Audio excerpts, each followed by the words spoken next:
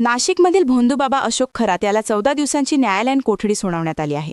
आज नाशिक जिल्हा न्यायालयात हजर करण्यात आले होते. न्यायाधीश श्रीमती B.N. इचपुराणी यांच्या कोर्टात अशोक खरातला हजर केलं होतं. अशोक खरातची पोलीस कोठडी संपल्याने आज पुन्हा न्यायालयात हजर करण्यात आलं होतं. सध्या SIT-कडून अशोक खरातची चौकशी सुरू आहे. या चौकशीत अनेक धक्कादायक माहिती समोर आली. अशोक खरात विरोधात नवनव्या तक्रारी दाखल होत आहेत.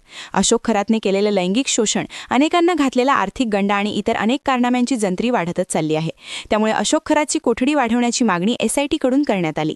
अशोक खरातवर दाखल असणाऱ्या अत्याचाराच्या पहिल्या गुन्ह्यात याआधी 3 वेळा त्याला पोलीस कोठडी सुनावण्यात आली होती. अशोक खरात याच्या विरुद्ध अत्याचाराचा गुन्हा नोंदविण्यात आला आहे. नाशिकमध्ये सरकारवाडा पोलिसांत हा गुन्हा दाखल करण्यात आला होता.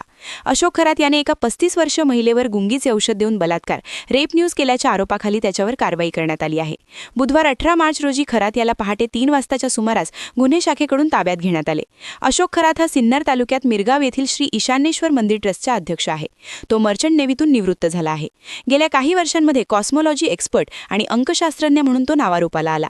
अनेक बडे राजकीय नेते, सेलिब्रिटी आणि उद्योजक त्याच्याकडे मार्गदर्शनासाठी जातात. मात्र त्याला बलात्काराच्या आरोपाखाली अटक करण्यात आल्यामुळे एकच खळबळ उडाली आहे.